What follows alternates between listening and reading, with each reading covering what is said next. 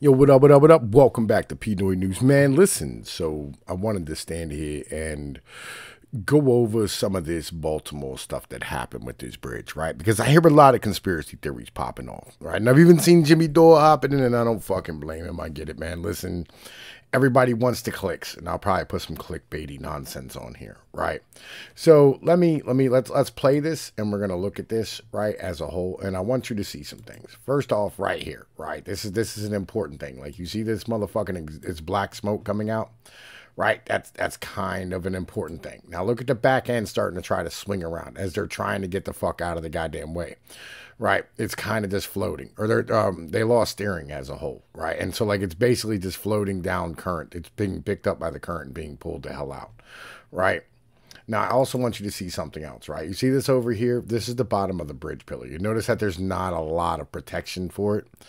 Kind of important to understand all of these things, right? All actually, you know what I mean, hold a big part in like the physical part of what happened to this, right? You see all the lights are going off of this boat, right? You know what I mean? Like there's no lights on, there's no power, and it's kind of just like spinning around. It's like careening, doing a 180 as a whole. If it would have kept going, it would have kept fucking spinning. And this is, you know what I mean, basically what happens. And then, you know, I'm going to tell you what, we're going to let it play out and let it hit the bridge and watch the bridge fall down because, you know, I'll be honest with you, right? You know, just good TV as a whole thing. You know what I mean? Kind of an important thing, right? That, you know, we stand here and see exactly what it is that happened. You see a couple of cars going up across the fucking bridge right there, right? Now, as soon as all this happened, they made a mayday call and they ended up trying to drop the anchor and trying to stop it. But that might have actually made shit worse because they dropped the anchor on the right-hand side of the boat. And when they did that, they ended up like pulling the fucking boat, you know what I mean, around on the opposite direction, which is probably not what you wanted to have happen. But the best thing they could try to do is stop and hope for the fucking best. You know what I mean? And this took kind of a while to happen. You notice that all that smoke's fucking going out, and that's because the engines had already stalled and there's nothing coming out anymore, right? Like, I was right the fuck there, too. Like, yo, I was right the fuck there. Like, yo, it's fucking crazy. You know what I mean? Like, I was actually, well, actually about an hour before then, I had been back there where those lights are behind the fucking boat.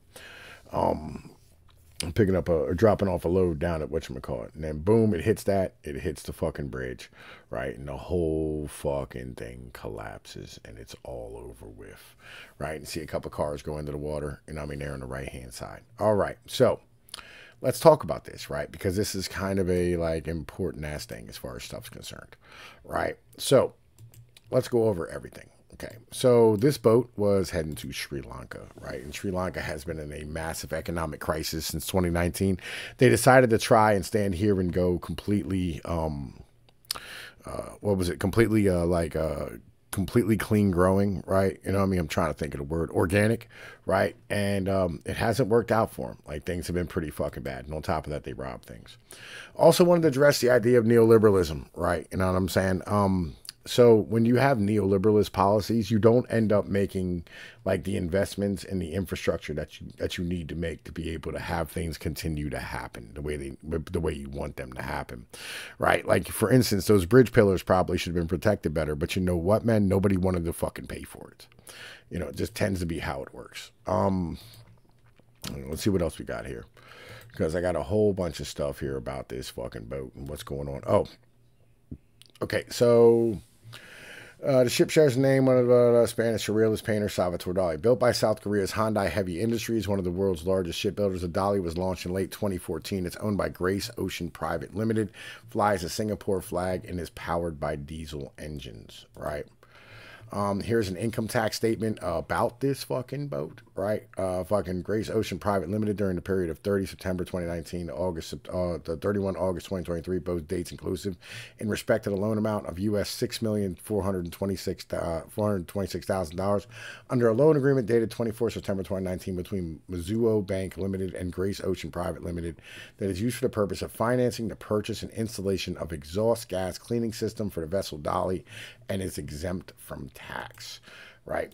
This is little important things. Let's talk about some more about the Dolly. The Dolly passed a June 2023 inspection in Chile. A faulty pressure gauge for the fuel heaters was identified but fixed before the vessel left the port. The reason why you have like fuel heaters is because like if the fuel gets too cold, it gets gelled up and it won't go through, right? According to authorities, the Dolly was inspected in September by the U.S. Coast Guard in New York, and no problems were found before it left Baltimore. The ship underwent routine engine maintenance, according to the Coast Guard, probably like oil change, something like that. Let's go through all the things that I have. Okay, so we have, let's talk about diesel exhaust scrubbers, right? Diesel exhaust scrubbers, right? And I'm just going to give you some, like, basic information about, like, all the things that happened with this boat. This boat had diesel exhaust scrubbers put in. And basically the thing is their choices are between buying, like, fuel that's 50% more expensive with less sulfur in it, or putting in these diesel exhaust scrubbers. And this just happened in 2020. Scrubbers are the technical term. Exhaust gas cleaning systems, or SOS scrubbers, are used to remove harmful elements from exhaust gases. With strict rules starting in 2020, ships are implementing exhaust scrubber systems geared towards reducing sulfur. By retrofitting the ship's machinery with a scrubber system, by fitting an exhaust system cleaning that will reduce the sulfur content from 3.5% to 0.5%. Could prevent 150,000 premature deaths and millions of childhood asthma cases every year. Important stuff, right? Okay. Challenges with these systems that are being installed on these boats. With this boat, just had this installed in like 2020, 2022. Guard Laws from Fenton Executive that has written that challenges connected to use of scrubber, and that there were concerns associated with both the two most popular options: comply with IMO 2020, that is the use of compliant fuels or the deployment of SOS exhaust systems. Majahan said that it was important. What was important was that after the incident occurs, the maritime industry should learn to prevent similar cases repeating. Majahan noted that there will be an estimated 3,000 vessels with scrubbers installed by 2020.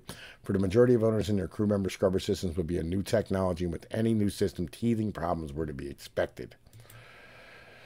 All right. Let's keep going, right? This is important to understand because, like, when you start putting on new technology onto boats, right, on anything as a whole, right, this is a bit of an issue, right? So, also, I want to put this up here too. Container ships reach highest average age on record of 14.2 years. The average age of a container fleet has increased 4.3 years during the past 13 years, with the average age hitting a recent low of 9.9 years in August 2010. The 2,516 ships delivered and 1,384 ships recycled since then have not been sufficient to keep the average down. Currently, 21% of the ships in the container fleet are now older than 20 years and thereby prime candidates for recycling in the coming years. So, you have to understand that, like, all these things are going on inside of all this stuff, right? Like, all of these things are all part of this. Right? Like, these are all like little pieces that you have to go for. Here's something else you have to understand. Dolly was run by Grace Ocean and Limited in Singapore, out of Singapore. And from what I'm seeing, I think they don't have many ships, right? I think they might have like 2 or 3. The Maersk fleet, though, is 740 ships. I call 343 ports and terminals in 121 countries on average. This thing right here, right, as a whole, this is important to understand. When you have these giant multinational conglomerates, these giant-ass companies that you're competing with as a smaller business, you end up having to cut corners to be able to survive because they have, like, bulk. And when you have bulk, you don't have to make profit. When you don't have bulk, you have to make profit. It's a difference between cutting, like, you say you have like 1 yard that you have to like go cut the grass in, right? And it's going to take you an hour. It's going to cost you $5 in gas, like to get there, and like another $5 in gas to cut the grass there, right? So you have $10 already in it. In order for you to make that hour worth your time, of driving there for 20 minutes, doing all the stuff, cleaning up, all these things. So you're talking about like 3 hours at a time, and you want to make $30 an hour, you'd have to charge them $70. Whereas you have a bigger company, if they have like 1,000 yards, right, they can drop that down to like $30, right? Because all of a sudden now you're going to make it up in the aggregate.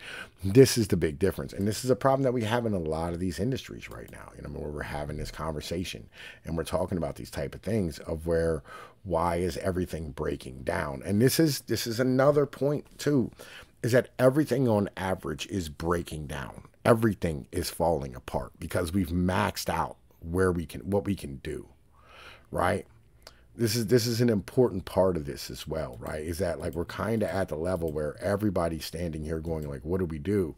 Right? Because like everybody has sat here and tried to offload all the responsibility for like the social cost of everything that happens as a tragedy to commons, right? Where like nobody wants to take care of anything at all. Nobody wants to pay for shit. Nobody's government wants to pay for shit. Nobody wants to pay for other people's shit, right? You don't want to pay for like, you know what I mean, more expensive goods, but on the same point, you know what I mean? Like you don't want, you know what I mean, to be able to have to deal with like your government, like spending the money to like go and do shit for you. Like, so you don't want to pay taxes and you also don't want to pay for goods, right? And nobody's paying for like the fucking commons that has had like the bridges and the roads and the like the fucking boats and the fucking ships and the containers and the people, right? And all the things that are going on right now. And you're like, you guys need to go figure that out because I'm stressed out. And they're doing the same thing to you because they've globalized a labor pool where like you're now having your prices like fucking driven down and you're competing with Vietnamese people, right? And this is a fucking issue that we don't really have a solution for, but we don't want to enact a solution because it means slowing down. It means that you want to slow shit down and everything will be slowed down. And when that happens, people don't make as much money and boomers can't retire and you can't be an individual and you can't buy your fucking Funko Pops. And that's really what all this shit's about in the end of the day. So we don't really have these conversations about nations and institutions and like fucking all these type of things, this civilizational capital that me and my man was talking about the other day. This is the prime example of that.